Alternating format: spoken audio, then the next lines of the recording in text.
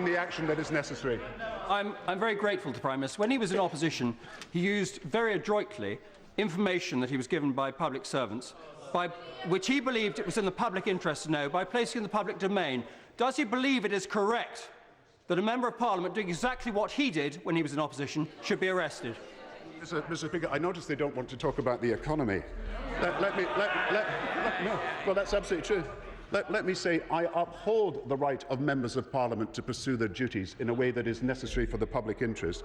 But I think he's got to understand that what the Acting Commissioner of the Police has said today is that what they're investigating is a substantial series of leaks from the Home Office, potentially involving national security. And that is the statement. That is the statement. Mr. Speaker. I'm grateful to the Prime Minister for giving way. Earlier this afternoon, Mr. Speaker told us that he regretted the fact that my honourable friend's office was searched without a warrant.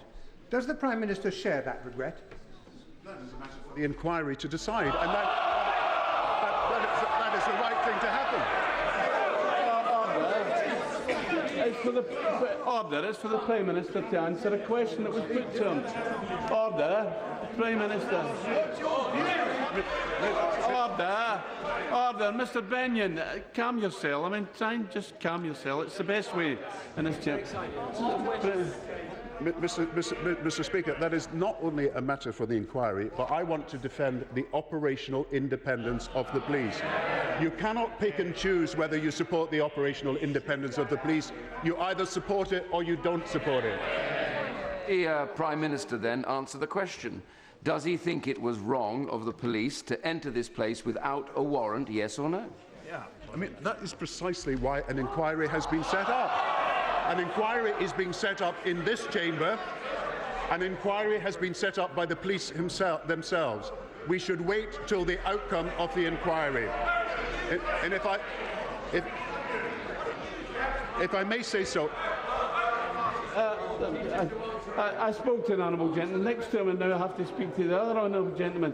Just be calm. It may be that he doesn't like the answer the Prime Minister gives, but the Prime Minister is entitled to give whatever answers that he wishes to give. And Mr. Duncan Smith, when I'm on my feet, got to be quiet. Got to be quiet. The Prime Minister. Mr. Speaker, I'm going to make some progress, and then I'll come back to both these honourable members. I will give way in a minute, but I'm going to make some progress. In the legislative programme, as we have done in the pre-budget report, we are setting out the detail of real help for homeowners and families, real help for small businesses, real help for jobs, real help for young people, and real help for communities, not just for the downturn, but help for the upturn that will follow. And we are bringing forward today, for the first time, legislation to abolish child poverty in our country. We are bringing forward legislation for the first time to give young people who are qualified the right to apprenticeships. We are bringing forward legislation also for an NHS constitution that will give rights to patients. We are bringing forward. I'll give way, but the honourable gentleman is clearly. I'm extremely grateful to the Prime Minister, but could I, with apologies for going back for a moment, could I ask him calmly and courteously whether or not he regrets that the action was taken without a warrant? I'm not saying that with a warrant perhaps on occasions it might be justified, but can he not regret that it was done on this occasion without a warrant? Mr. Speaker, he may be prepared to prejudge everything. The House has consented. The House has consented without demur to the Speaker's proposal to set up an inquiry into these events. The House has agreed to set up its own inquiry. The police have set up their inquiry.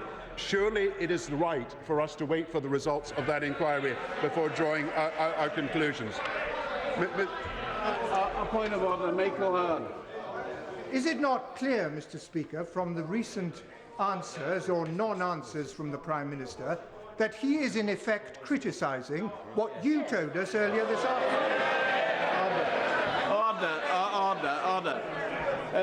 The House has a long tradition of not drawing the Speaker into the argument, and I wouldn't want that. No. Order. The Prime Minister is perfectly in order. He gives a reply that he wishes to give, and it's up to him. I can assure the honourable gentleman he's not got a point of order for me, but he's definitely not got a point of order. But I'll try him. I'll try him. I'm grateful to you, Mr. Speaker. The Prime Minister has just said that the House has decided on the inquiry. That is not the case. This was a statement made by you and not by the House. Do you agree? Well, once again, it's a debate, and it's not always the case that exact accuracy is called for.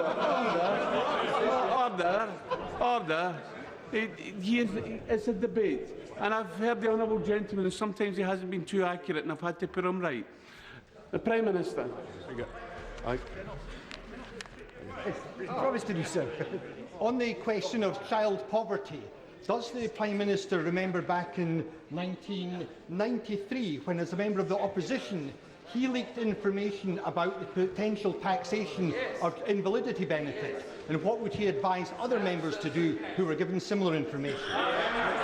Mr. Speaker, I just repeat, in defending the rights of members to pursue their duties, that what the Metropolitan Police Acting Commissioner has said is he is investigating a substantial series of leaks from the Home Office, potentially involving national security. Now, that, in my view, is very, very different. Now, I'll take the right honourable gentleman. I'm grateful to the Prime Minister, particularly as I've reason to be aware that it's important to preserve the difference between leaks which are about national security and those which are not. But what I wanted to put to him is that earlier this afternoon, in the statement, arrangements were announced which involved the Sergeant-at-Arms being given instructions not to grant police the ability to search in these premises without a warrant. Yes. Does the Prime Minister support those arrangements? Yes. We're waiting for the results of the inquiry. Order. Let the Prime Minister answer. Let the Prime Minister in the way that he wants to answer. Order. The Prime Minister. Mr. What I actually said, to correct the right honourable member there, is I said the House did not demur when the Speaker proposed the due changes for the future. Now, Mr. Speaker, I'm going to make progress. In the last 10, Mr. Speaker, I'm going to make progress. In the last 10 years, The Prime Minister for giving way.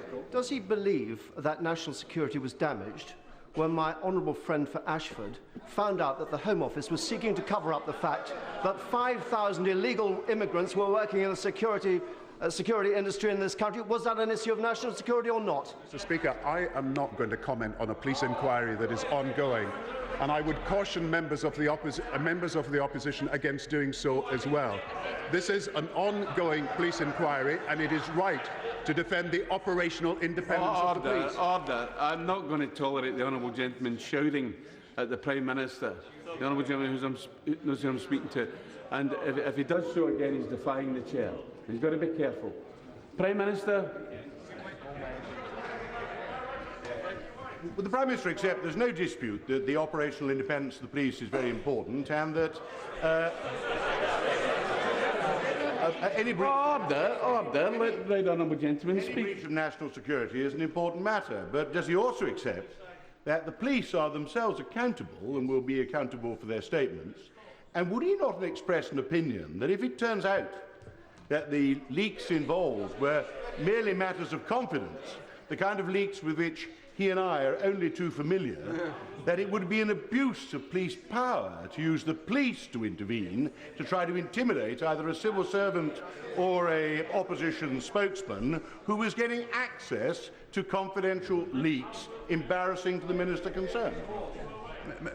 Mr. Speaker, he is a senior member of the bar, and he knows perfectly well that we cannot prejudice an investigation that is ongoing by making comments in this way.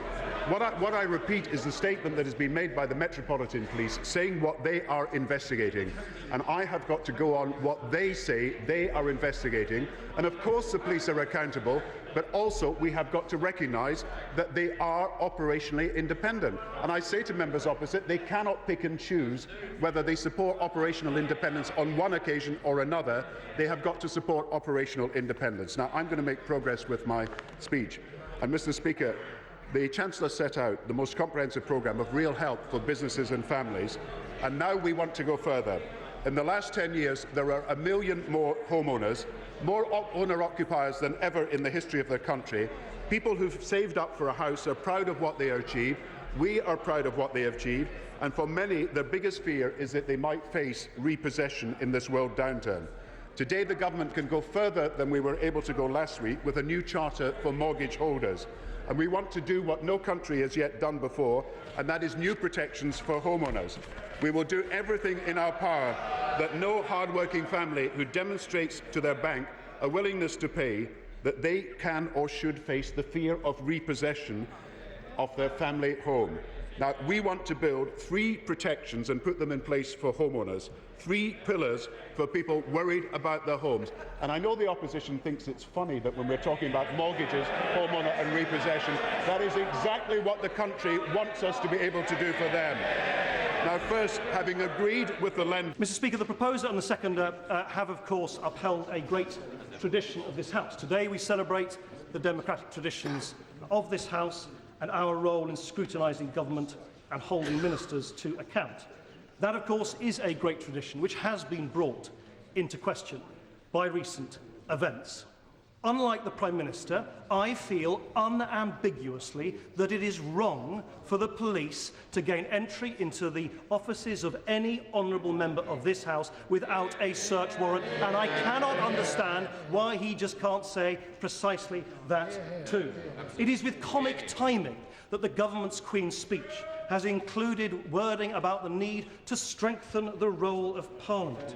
Yet this government shows no sign of understanding how much this House has been neutered by the over-centralised, over-secretive and over-mighty executive we have in our non-constitution. If the government, well, the Secretary of State for Justice shakes his head, if the Secretary of State for Justice understood the degree to which real parliamentary scrutiny has been put into jeopardy by the actions of his government, he would put 3 bills into this Queen's speech. Firstly, a bill as recommended by the Joint Committee on Privileges 10 years ago, a bill on the parliamentary privileges set out, codify clearly, once and for all, what the rights are of the members of this House to hold the executive to account and under what exceptional circumstances those rights can be infringed, if they can be infringed at all.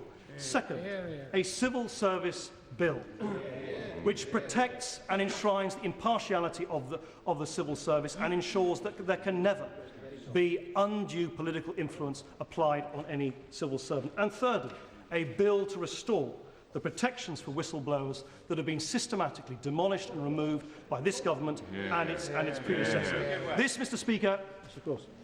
Mr. Speaker, I'm very grateful to the Liberal Democrat leader for giving way. Does he also agree that what we really need is more time? Time to consider budgets, time to consider statutory instruments, time to consider laws that go through here with very little being debated? I agree with him. I think there is a much wider issue at stake about the lopsided nature of the information, power and prerogatives of the executive compared to the increasingly feeble prerogatives and powers of the legislature. And, Mr. Speaker, I think from the point of view of the public, this should not simply topple into an arcane, introspective debate about parliamentary privileges, a concept that the public has probably neither heard of and certainly cares even less. It is about defending a simple principle that anyone wanting to unearth information about the way we are governed by the government of the day should not live in fear that they're going to have the anti-terror police on their doorstep. This is not, and it should not be, an argument between parliamentarians.